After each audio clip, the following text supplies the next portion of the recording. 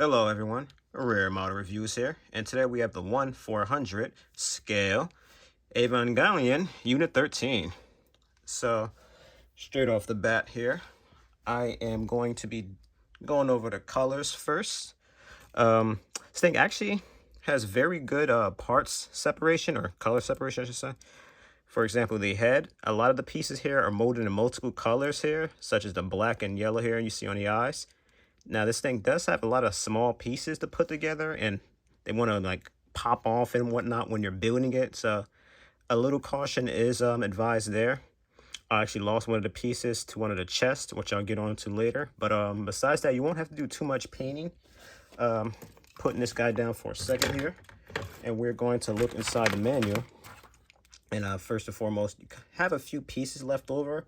I'm sure this thing shares some parts with the older kits, so I'm sure that's what those were referring to. And again, get on to some of the accessories later, and I'll go over the colors for those too. But this is basically how it's going to look when it's actually fully colored. So if you notice on the arm here, it's just missing like a little green on the bottom of the yellow, and referring to the hands there, if you notice that they don't have the little black around the hands. But again, this is a stickerless kit, so I am not going to fault this thing for not having stickers in exchange for, again, this thing being pretty color accurate straight out of the box. So I'm very minor painting if you want this thing to look accurate. But we're going to go ahead and move on to articulation. So from the head down, head can do a full 360 exorcist style. Oh boy, yeah, head that kind of swivel off. Actually has like this little unique neck joint here. I don't know if you guys can make that out, but kind of, it's like, I guess you call it kind of like a piston. It could go up and down like that, in and out, side to side, swivel around there. One thing I'm really happy about is the mouth can open. And going back to colors for a second, that should be red, but again, this thing is just like a bunch of smallish pieces that you snap together, and for them to be so accurate and whatnot without needing stickers, I'm not gonna complain. So the little shoulder binders here, I'm not sure what you would call these have quite a bit of movement there. The spine here has quite a bit of movement. Like these are all put in like individually, the part of the spinal cord here, which looks really great, by the way. You can see a bit of the movement has in the back. I'm turning it around for the torso here too. So it has a good range of movement. I'm a little disappointed by it, as I was expecting it to move a little bit more than that, but I guess still not that bad, Arm can do a 360, go up to about here. And it's unfortunately only one joint in the arm, so this is the most you can get out of it. So can do a bit of a 360 there as well. Same for the wrist, 360. It's a ball, a joint, so some wiggles around and whatnot a little bit and pops out. I'm going to actually leave the arm off, for the wrist off for a second, because we're going to get straight to accessories in a minute anyway. Waist hair, this is literally the most it can do, not even a split. Kick is about here. I mean, you guess you could kind of move it up here. Go back around there. Actually, kind of go pretty far. But one thing you're gonna find with this kit is there's a limit to how much you can move this thing. I'm gonna put the hand on because this is kind of killing me. There's a limit to how much you can move a lot of these pieces, and you'll find that the more you move things, the more things are going to want to pop out, like you saw at the head earlier. Thankfully, the leg is multiple joints, and one nice thing here, if you can notice, that is how the piece kind of segments there. So I think that's really nice. Knee kind of does it too, actually, if you make that out. Now the ankle here has I'm pretty sure this is also on the ball joint, so you can see there's a little bit of wiggle here. A lot of these pieces are individual, so it has a bit of movement there. Toe can move up slightly, and again, this is another one of those pieces where if you move it more than this, you kind of got to fill it out. But this thing is like two pieces you kind of put together and slot onto the purple piece here. So you move it too much, and this is going to break in half. Fun fact, or funny story, I should say, I was actually going to do a review of this a couple days ago, but I noticed, and if you guys actually looked at my last unboxing video, the piece of the toe came off. I didn't realize till I uploaded the video, so that kind of hindered me on doing the review for this thing, because of course I couldn't review it with half the toe missing. So that's it for articulation. We're going to go straight into accessories. So if you recognize these from the manual, these are the defensive plates, they call it. These basically mobile A-field type things, very funnel-esque, a la Gundam. They come completely clear. So if you're one of those guys that likes to paint your entire kit over, you know, and you use this thing basically as a base, you'll be in heaven here. So you get these things from scratch. And they actually come with stands to put them on, as you can see, as well as these little sticks that you'd mount the defensive plates in. So there's 4 short ones and 4 tall ones. As you can see, I half and halved it. I'm gonna actually get around to painting these later. I kind of wanted to leave them like that just so you guys can see what you get out of the box a bit better. One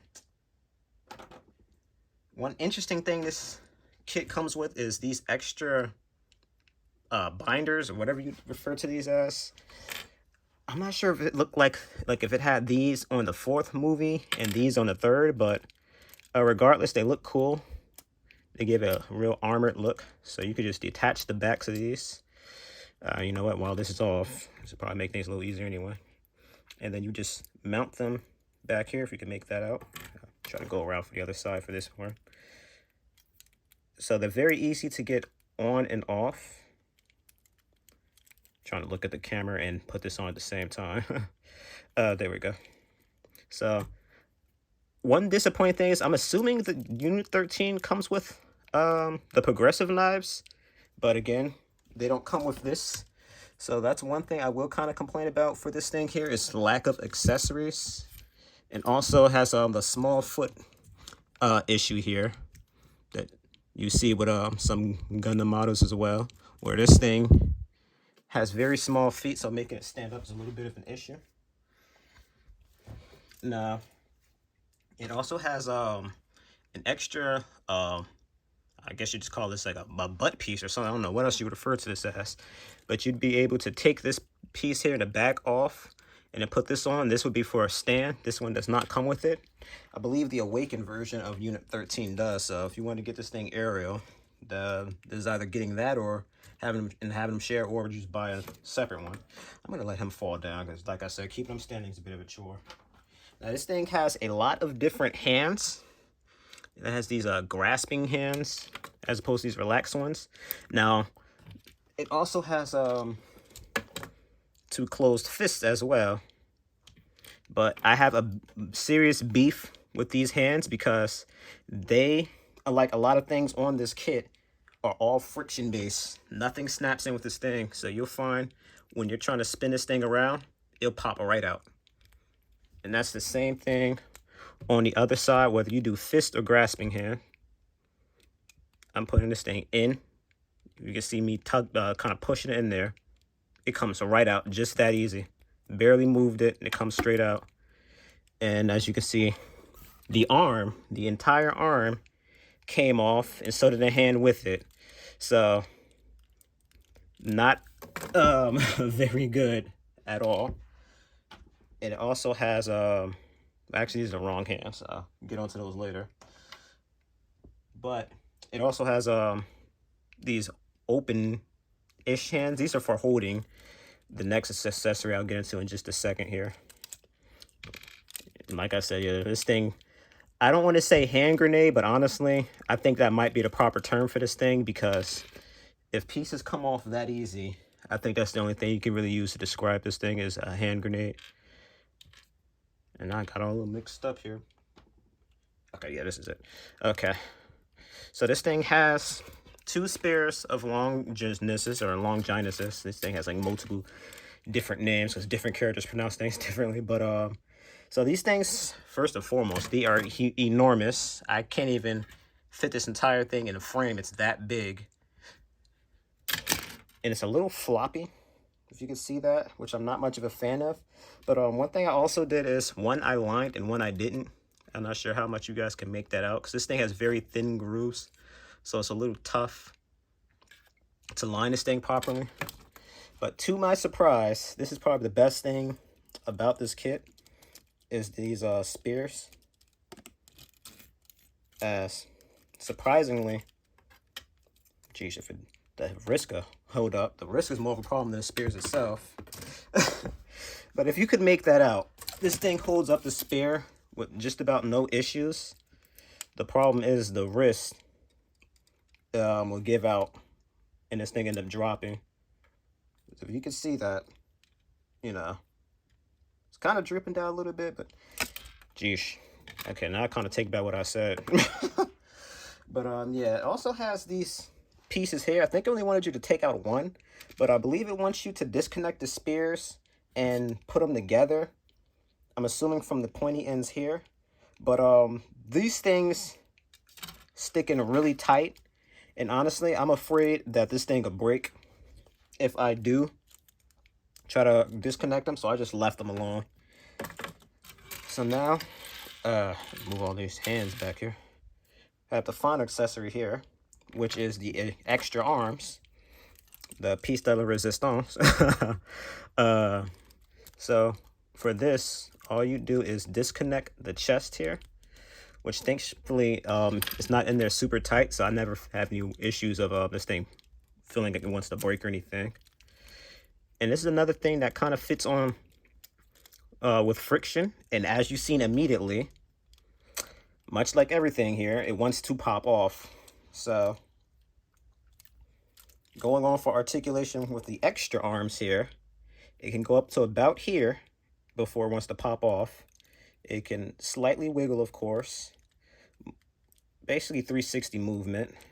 And much like the normal arms, single point bend. You can rotate. Same for the hands here. Well, it has these little gauntlets on. So these are going to pop out if you try to move it too much. And great, I just dropped it. Oh boy.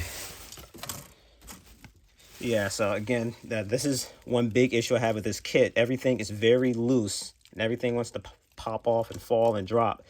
And this is a bit of a pain. But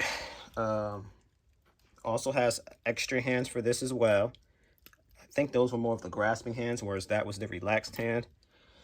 And they too, not while the arm's off, they too have hands that you can use to hold up the spears as well. So this thing has a lot of posing potential just based off of the spears and the oh, see, now this one holds it up really well. Maybe this is what I was thinking of. See, this one, no issues holding that up. But yeah, if you can get it past the fact that this thing is basically a hand grenade, there's still a lot of great potential you can do with this thing. But again, this thing just falling apart like that, very off-putting for me. This is the wrong hand, yikes. But yeah, so I'm gonna go ahead and close this thing out with some size comparisons. Now, I'm still working on this guy here, or girl here. So unfortunately, I don't have an Ava I can compare this thing with. However, I do have plenty of Gunpla, so I'm going to go ahead and get the Tall Geese, and not even model kit, action figure here. Put that next to him, so as you can see, he just dwarfs this thing. By the way, Tall Geese isn't a 144 scale, so that's why he's towering over the Stark Jigen, which should actually be the one towering over the Tall Geese there. Have some 1-to-100 kits here. And I can see why this thing is a 1-400. I mean, if this thing was a 1-to-100, it'd probably be the size of like the Psycho Gundam or something. This thing, I imagine, would be colossal. As you can see, it takes the Banshee here to dwarf this thing. Apparently, when his feet droop down, it's like a little lopsided. But yeah. But I really don't have much else to say about this thing here.